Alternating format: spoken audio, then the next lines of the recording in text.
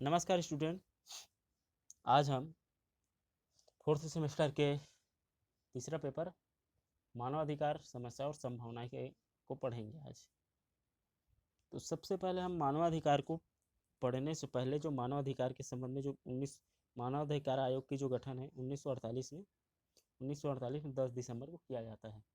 10 दिसंबर को किया गया था। इसलिए विश्व के सभी देशों में मानवाधिकार कहने का मतलब ये है कि मानव ऐसे अधिकार, एक सामान्य अर्थ में अगर मानवाधिकार का अगर समझें तो अधिकार और जो सामान्य अधिकार है और मानव अधिकार है, दोनों का अर्थ सामान्यतः दोनों का एक ही अर्थ लगाया जाता है। मानवाधिकार सामान्य अर्थ के जैसे सामान्य अर्थ में अगर अधिकार को जाने तो अधिकार ऐसे शब्दों से है, ऐसे ऐसे शब्द है, कानूनी अधिकार ऐसे शब्दों से लगाए जाते हैं जहाँ पर मनुष्य के क्या है, मनुष्य के व्यक्तित्व के विकास के लिए जो तत्व उसे प्रदान किए जाते हैं उसे अधिकार कहे जाते हैं। क्या कहा जाते हैं?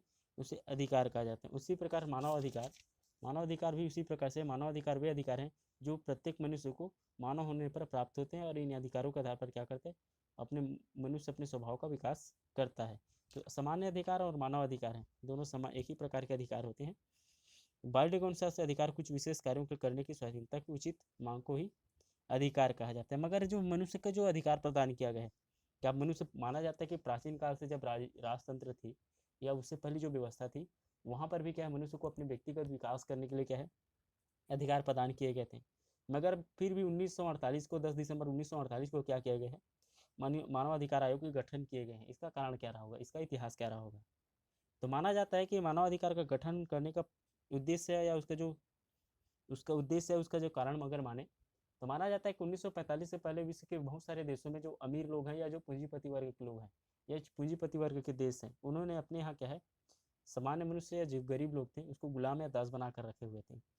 अब गरीब एवं गुलाम बनाकर रखे हुए थे। इसके कारण कई बार क्या होता था, कई लोग क्या करते थे, जो लोग होते थे ना चाहते हुए कई लोगों को क्या है अपने यहाँ गुलाम बनाकर या उसे जंजीरों में जकड़ कर रखते थे, या गुलाम या दास बनाकर उसको रखते थे या नौकर बनाकर रखते थे। इसके कारण से कई बार क्या होता था, जो लोग नहीं चाहते हैं काम करना या उनके पास नहीं रहना चाहते हैं, उनको मजबूरीवश वहाँ पर रखा जाता है चार दीवारी में, और कई व्यक्तियों को गलत तरीके से यातनाएं दी जाती थी। कहने का मतलब ये एक तो हो गया, उसे गुलाम बनाकर दास बनाकर रखा जाता था। उसके साथ साथ क्या है, जो लोग हैं किसी अपराध में फंसे होते थे उसे ऐसी यातनाएं दी जाती है दी जाती थी जो एक मनुष्य को नहीं दी जानी चाहिए। इस यातनाओं के कारण क्या होते थे, उस यातना को या उस दंड को देखने से क्या है, अलग दूसरे लोगों में भी क्या है, विकृति होती थी। जैसे कि कहने का मतलब ये है कि समाज में क्या होता है, कई बार हमारे यहाँ आप लोगों ने देखे होंगे, मानव अधिकार के बारे में आपने सोचे होंगे कि कई बार क्या होता है, एक आतंकवादी को मार दिया जाता है, फिर भी उसका जो मानव अधिकार आयोग है उसका रिपोर्ट करता है, उसके संबंध में सरकार को क्या कहते हैं, सुझाव देते हैं कि किसी भी इंसान को मारना नहीं चाहिए, भले उसको सजा दी जानी चाहिए मगर मारना नहीं चाहिए। उनका मतलब ये है, कई बार क्या होता है, इसका जो छवि है समाज में गलत पड़ जाती है। गलत पड़ जाने के कारण क्या है, अगर किसी के भाई को अगर किसी ने मार दिया है, जो भले उसने गलत काम किया है मगर उसको मार दिया गया, मगर उसका जो प्रभाव है, उसका भाई उससे ज़्यादा प्यार करता है। अब प्यार के कारण क्या है, कई बार उसके मन में जो बदला की जो भावना है, वो बदला की भावना क्या करते हैं, कई बार अपराधी बना देता है। इसी कारण से क्या है, इसी प्रकार से क्या है, जो समाज में जो विकृति पैदा हो रही थी लोगों को मन में, जो इस कारण से क्या है, इस व्यवस्था से या जो पूंजीवादी व्यवस्था है, जो अपराध क्या है, दंड दंड देने की जो व्यवस्था है, उससे क्या है, लोगों के मन में क्या हो रही थी, सोच में जो अपराध पैदा हो रही थी, उन अपराध को खत्म करने के लिए माना जाता है कि ये जो मानव अधिकार आयोग की गठन की गई, क्योंकि माना जाता है कि भारत में ही नहीं अपितु विश्व के सभी देशों में बच्चे हैं, महिलाएं हैं, जन शरणार्थी है, अल्पसंख्यक है, उसके साथ साथ है उसके साथ साथ सामान्य नागरिक है, बंदी है, जो युद्ध में पकड़े गए बंदी है, और सामान्य नागरिकों को गुलाम बनाकर दास बनाकर रखते थे। इन लोगों को लंबे समय तक क्या करते थे, एक एक निश्चित दायरे में बांध कर रखने के कारण क्या है, इन लोगों को जो विकास एक मनुष्य के तौर पर होना चाहिए वो विकास नहीं हो पाता था। और माना जाता है कि अगर भारतीय समाज या पूरे अंतर्राष्ट्रीय राजनीति को क्या करना है, अपने उद्देश्यों को पूरा करना है, शांति की, कहने का मतलब है कि अंतर्राष्ट्रीय राजनीति का एक मुख्य उद्देश्य है कि अंतर्राष्ट्रीय जगत में क्या करना, शांति स्थापित करना। और शांति तभी स्थापित किया जा सकता है जब विश्व में निवास करने वाले हर बंदे को, हर व्यक्ति को क्या करे, उसको जीवन जीने का या अपने उद्देश्यों को प्राप्त करने का अधिकार प्राप्त हो। अधिकार प्राप्त जब तक नहीं होगा, अगर उन व्यक्तियों को क्या है, एक निश्चित दायरे में बांध कर रखेंगे, एक निश्चित दायरे में बांध कर अगर रखेंगे, तो उसके मन में उस व्यवस्था के प्रति विकृति पैदा होगी। अब जब विकृति पैदा होती है तो अपराध करता है, और जब अपराध होता करता है तब फिर क्या है, युद्ध की स्थिति पनपना प्रारंभ हो जाता है। तो बहुत सारे जो युद्ध लड़े गए हैं विश्व के विभिन्न देशों के मध्य, वो बंदियों के कारण हुए हैं, बच्चों के कारण हुए हैं, स्त्रियों के कारण हुए, शरणार्थियों के कारण हुए हैं।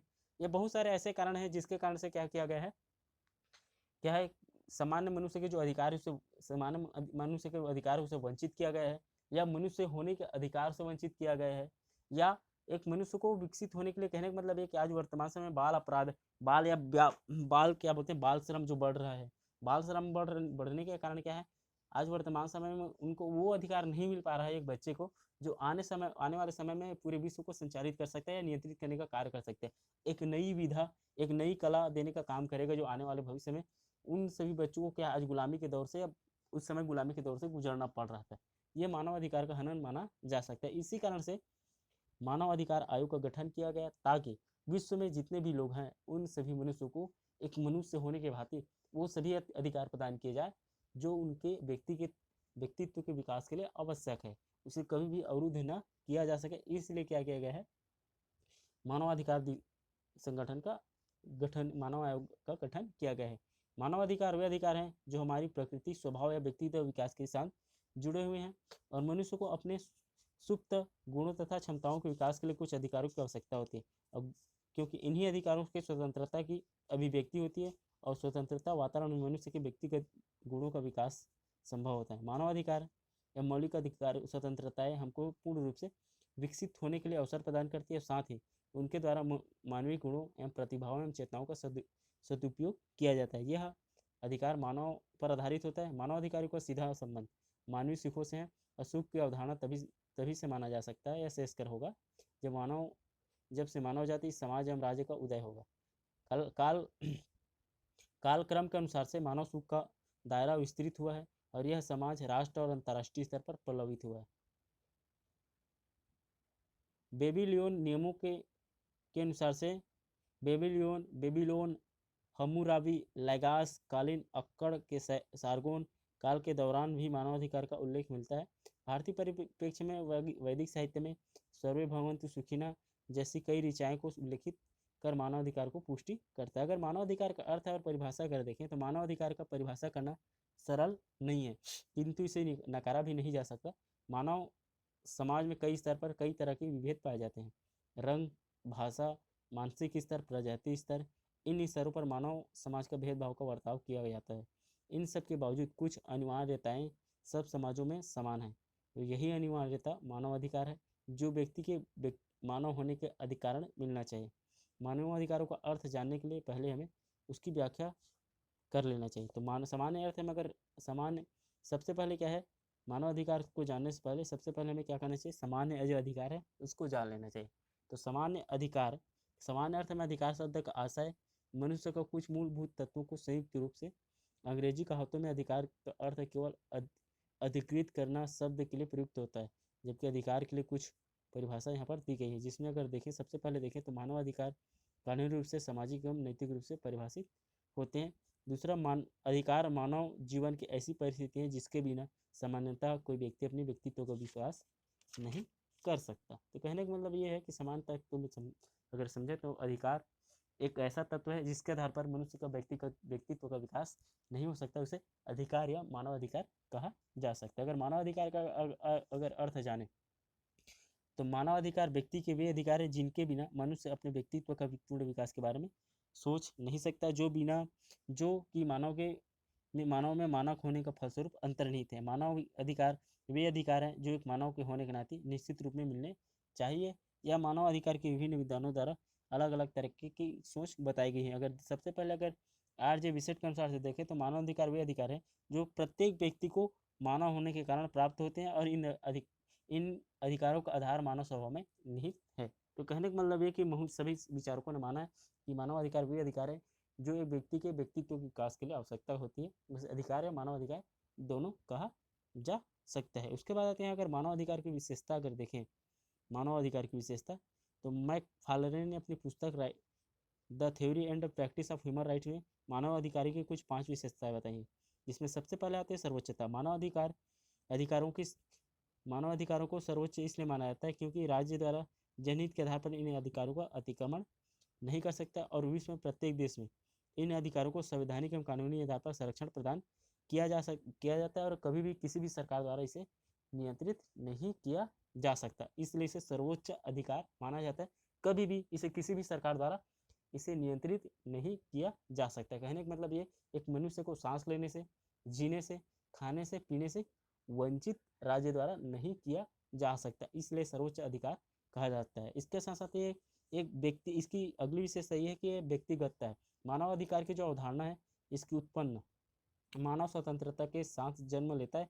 जैसे मानव व्यक्ति के साथ जन्म लेता है और जिसके अंतर्गत माना जाए व्यक्ति के पास सोचने समझने की शक्ति होती है, वह बौद्धिक प्राणी है। इसमें बौद्धिकता के कारण है व्यक्ति स्वयं अपना भला बुरा सोचने एवं नैतिक संबंधों के विचारों से कार्य करने के निर्धारण करने का स्वतंत्रता प्राप्त होनी चाहिए। दूसरी विशेषता ये मानव अधिकार का कि ये व्यक्तिगतता है। कहने का मतलब ये कि जो मानव अधिकार है, व्यक्ति क्या सोचेगा, क्या खाएगा, क्या पिएगा, ये व्यक्तिगत राय है। उसे कोई व्यक्ति क्या नहीं कर सकता, स्वीकार या उसे हनन नहीं कर सकता। उसके बाद आता है सार्वभौमिकता। सार्वभौमिकता का मतलब ये कि मानवाधिकार सभी व्यक्तियों में, सभी समयों पर और प्रत्येक परिस्थिति में प्राप्त होते हैं, इसलिए सार्वभौमिक तत्व इसमें निहित माना जाता है। कहने का मतलब ये है कि जो मानवाधिकार है कभी भी किसी भी परिस्थिति में किसी भी सरकार द्वारा इसे क्या नहीं किया जा सकता, हनन नहीं किया जा सकता। कहने का मतलब ये कि कोई व्यक्ति कितना भी बड़ा अपराध भले ही क्यों न किया हो, मगर कभी भी किसी भी परिस्थिति में उसके जीने, खाने, रहने के जो अधिकार है उसे कभी भी छीना नहीं जा सकता। ये सबसे बड़ी विशेषता मानी जाती है। उसके बाद आते हैं क्रियान्वयन योग्य। जो मानवाधिकार होते हैं वो ऐसे अधिकार होते हैं जिसे क्रियान्वित किया जा सकता है, जिसे हमेशा किसी भी व्यक्ति द्वारा क्या किया जा सकता है, धारण किया जा सकता है, जिन्हें कभी भी किसी भी परिस्थिति में क्या किया जा सकता है, इसे धारण किया जा सकता है। और किसी भी परिस्थिति में इसे राष्ट्रीय और स्थानीय सरकार द्वारा इसे क्या किया जाना होता है, संरक्षण करना भी जरूरी होता है। उसके साथ साथ व्यवहारवादिता, व्यवहार व्यवहारिकता। मानवाधिकार सभी व्यक्तियों के लिए होते हैं तथा उन्हें व्यवहारिक तभी माने जा सकते हैं जब वह समाज में प्रत्येक व्यक्ति को कम से कम इतना अवसर एवं सुविधा प्रदान करे जिसमें उसमें अपना जीवन यापन कर सके। मानवाधिकार केवल सरकारी एवं कानूनी नियमों तक सीमित न होकर व्यवहारिक रूप में इसे सभी को प्रदान करना ही व्यवहारिकता है। उसकी दूसरी विशेषता। उसके बाद आते हैं जो मानवाधिकार है, ये तो उसकी विशेषता हो गई, मगर जो मानवाधिकार की जो संकल्पना है, जो सोच है, इसकी स्वरूप या इसकी शुरुआत कैसे हुई। तो मानवाधिकारों की संकल्पना मात्र राजनीतिक एवं नैतिक संकल्पना नहीं है, बल्कि ये संकल्पना वास्तविक भी है। वर्तमान में मानवाधिकार के विकास विधि शास्त्रों के अनुसार से देखें तो उन्होंने विषय वस्तु बनाने की ओर बढ़ रहे हैं, ताकि इसे एक अंतर्राष्ट्रीय संगठन का इसे एक विषय के रूप में निर्माण की जाए। और संयुक्त राष्ट्र संघ की स्थापना के बाद विद्वानों ने भी ये धारणा बन गई है कि एक व्यक्ति को मानवाधिकार राज्य के विरुद्ध अधिकार प्रदान करते हैं। इसी प्रकार मानवाधिकार सार्वभौमिक प्रति के अधिकार कहे जा सकते हैं, लेकिन निरपेक्ष प्रकृति के अधिकार नहीं। कोई भी व्यक्ति चाहे उस देश का निवासी हो या नहीं हो, वे सभी अधिकार प्राप्त होंगे जो उस क्षेत्र के निवासी को प्राप्त हैं। अतः मानवाधिकार सार्वभौमिक के तौर पर माना जाता है। मानवाधिकार का अगर प्रकृति या स्वभाव अगर देखें, मानवाधिकार की प्रकृति या स्वभाव देखें तो मानवाधिकार ऐसे अधिकार होते हैं जिनका राज्यों द्वारा आदर किया जाना अनिवार्य है। साथ ही ये अधिकार ऐसे मापदंड होते हैं जिसके माध्यम से राज्य कार्यों को मूल्यांकन किया जाना संभव है। कहने का मतलब ये, अगर मानवाधिकार की प्रकृति को अगर देखें तो मुख्यतः दो भागों में बांटा जा सकता है। क्या है, प्रकृति को, मानवाधिकार की प्रकृति को, जिसमें सबसे पहले आता है मानवाधिकार के संरक्षण में राज्य का सकारात्मक रूप।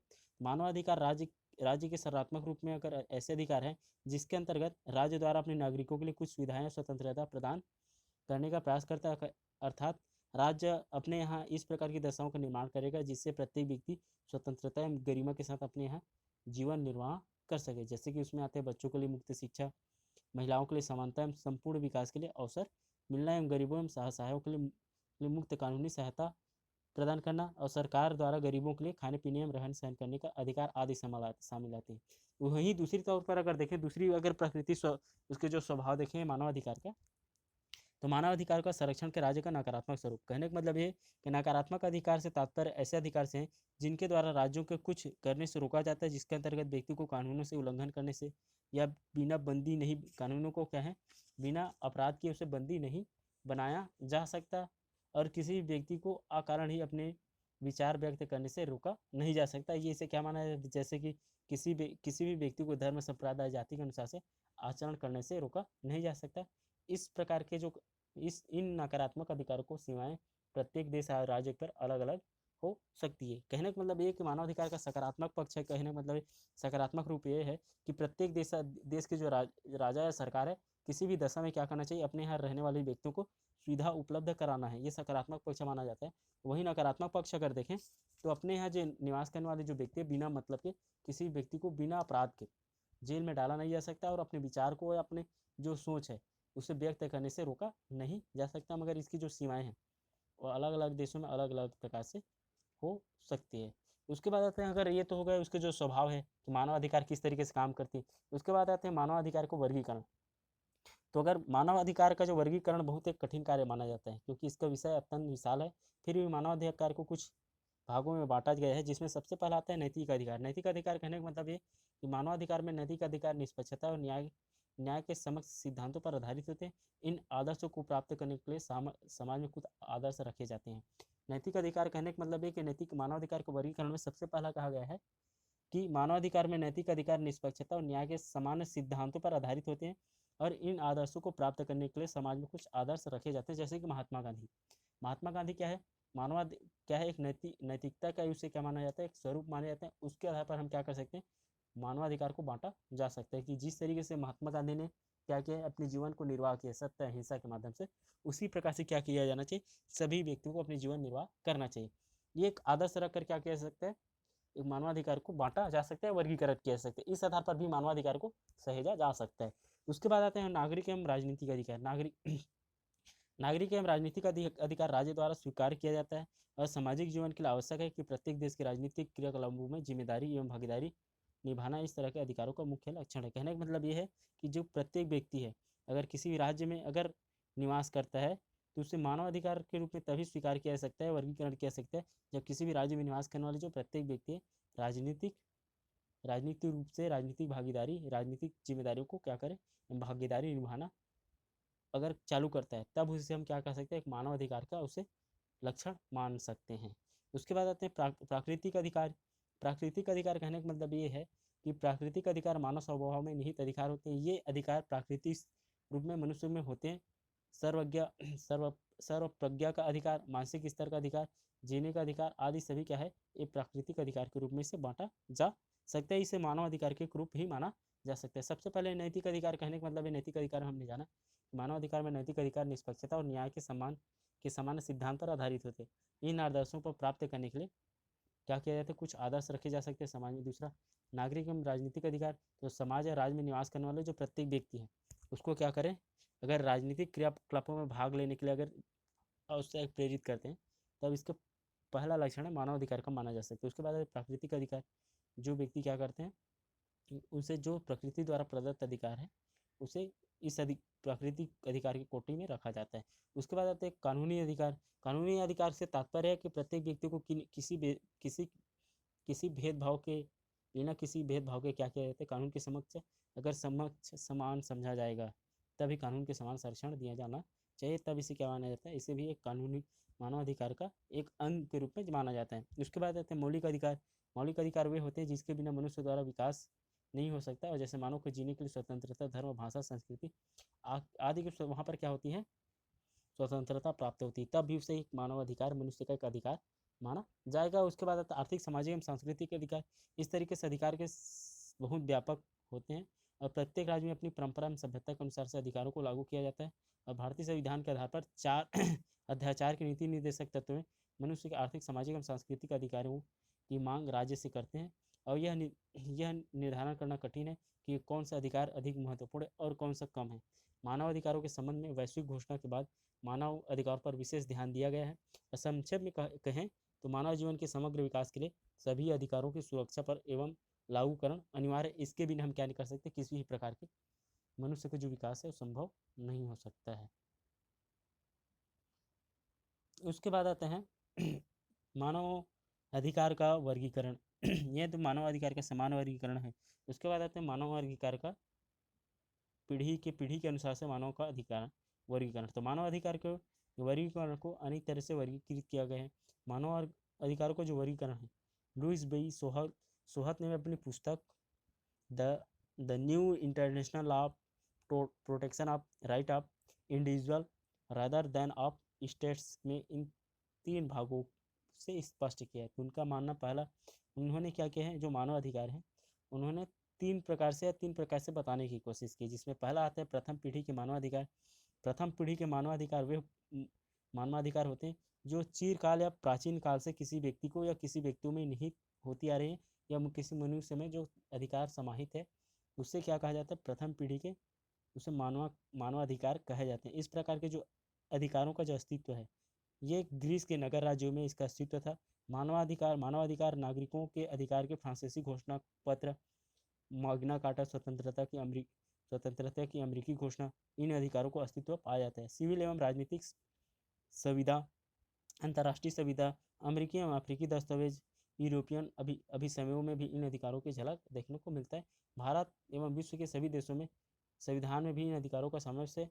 या कहा जा सकता है कि प्राचीन काल से जिन अधिकारों को प्रदान किया जाता है, प्राचीन काल से चली आ रही पद्धति में जिन अधिकारों को प्रदान की जाती है, इस प्रकार की जो अधिकार है उसे क्या कहा जाता है, प्रथम पीढ़ी के मानवाधिकार की श्रेणी में उसे रखा जाता है। दूसरा जो श्रेणी के मानवाधिकार है, इस श्रेणी के अंतर्गत आर्थिक, सामाजिक एवं सांस्कृतिक अधिकारों को जो अंतर्राष्ट्रीय संविदा में प्रस्तुत किया गया है, समझौते में सम्मिलित किया गया है, उन सभी अधिकारों को क्या किया जाता है, द्वितीय पीढ़ी के मानवाधिकार कहा जाता है, जिसके अंतर्गत विश्व के विभिन्न देशों में आर्थिक एवं सामाजिक एवं सांस्कृतिक कार्य को करने के लिए मनुष्य को जो अधिकार प्रदान किए गए हैं। जैसे कि भारत के संविधान में भाग 4 में वर्णित है कि ऐसा माना जाता है कि आर्थिक, सामाजिक एवं सांस्कृतिक अधिकारों का विकास सिविल एवं राजनीतिक अधिकारों को प्रभावशाली एवं सार्थक बनाने के लिए हुआ है, क्योंकि निश्चित रूप से इन अधिकारों के बिना सिविल एवं राजनीतिक अधिकारों का कोई महत्व नहीं रह जाता है।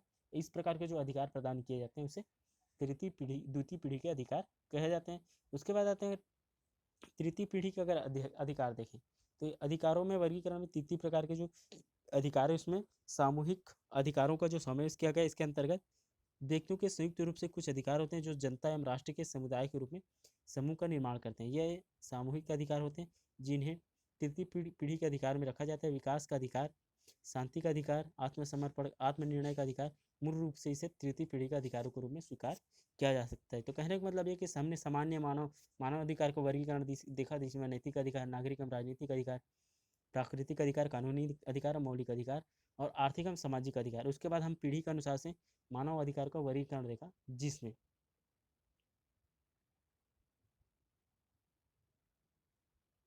जिसमें हमने जाना कि मानवाधिकार है वो मुख्यतः 3 भागों में बांटा गया है। अगर पीढ़ी के आधार पर देखें तो 3 भागों में, जिसमें सबसे पहले क्या है, प्रथम पीढ़ी में उन अधिकारों को जो प्राचीन काल से जो हमें मनुष्य को दिया जाता है उसे प्रथम पीढ़ी के कहा जाता है। दूसरी पीढ़ी में जो एक सामाजिक, आर्थिक, सामाजिक, राजनीतिक विकास के लिए जो हमें अधिकार दिए जाते हैं, जैसे कि भारतीय संविधान के भाग 4 में वर्णित है, नीति निदेशक में ये अधिकार भारत के संविधान भाग में 3 में समाहित थे, जबकि सामाजिक एवं आर्थिक क्या है, भारतीय संविधान के 4 में वर्णित है। इस प्रकार के जो अधिकार प्रदान करते हैं उसे द्वितीय पीढ़ी का अधिकार कहा जाता है। और तृतीय पीढ़ी का अधिकार, इसके अंतर्गत एक सामूहिक अधिकारों का समावेश, जिसमें हम क्या कर सकते हैं, सामूहिक रूप से सामूहिक शांति का अधिकार, सामूहिक विकास का क्षेत्र में जो बातें की जाती है उसे सामूहिक अधिकार या उसे तृतीय पीढ़ी के अधिकार कहा जा सकता है। ये तो हो गया मानव अधिकार का वर्गीकरण। उसके बाद आता है जो मानव अधिकार का जो गठन है उसका अगर वैश्विक परिप्रेक्ष्य देखें तो इसका निर्माण होने का परिप्रेक्ष्य क्या है, इतिहास क्या रहा है। तो प्राचीन काल में मानवाधिकार विषय विविध प्राचीन साहित्य एवं धार्मिक पुस्तकों में इसका उपलब्ध रहा है। कहने का मतलब ये है कि बाइबिल, रामायण, वेद, कुरान शरीफ, महाभारत, श्रीमद् भागवत गीता तथा जैन, बुद्ध एवं सिख धर्म ग्रंथों में मानवाधिकार की जो अवधारणा है इसकी चिंतन के रूप में विद्यमान है। हेरोकिट्स, सुकरात, सोफिस्ट, प्लेटो, अरस्तु, जैनो, कौटिल्य, सिसरो, पेडलस, धीरू, वोल्वर की रचना में भी मानवाधिकार की अवधारणा मिलती है। संयुक्त राष्ट्र ने मानवाधिकार को प्राथमिकता दी और 1945 में सैन फ्रांसिस्को में नगर में इस द्वारा मानवाधिकार आयोग के गठन की स्थापना के बारे में चर्चा की गई। और उसके मानवाधिकारों के सार्वभौमिक घोषणा पत्र का जो मसौदा है 10 दिसंबर 1948 को संयुक्त राष्ट्र संघ की साधारण सभा में इस मसौदे को प्रस्तुत किया गया, जिसमें इस घोषणा को स्वीकृत और अंगीकृत किया और घोषित किया गया कि मानवाधिकार संबंधी सभी ऐतिहासिक कदम के पश्चात संयुक्त राष्ट्र संघ की महासभा ने अपने सभी सदस्य देशों को अपील की कि वे इस घोषणा को प्रचार करें तथा देशों तथा प्रदेशों में राजनीतिक स्थिति पर आधारित किसी भेदभाव के बिना विशेष रूप से स्कूलों एवं अन्य शिक्षण संस्थानों में इसका प्रचार प्रसार का या पठन प्रदर्शन का व्याख्या व्यवस्था करे या व्याख्या की व्यवस्था करे। इस घोषणा का विश्व में अनेक देशों ने स्वागत किया और उन्होंने अपने देश में इस घोषणा को कानूनी रूप से लागू करने का कोशिश किया।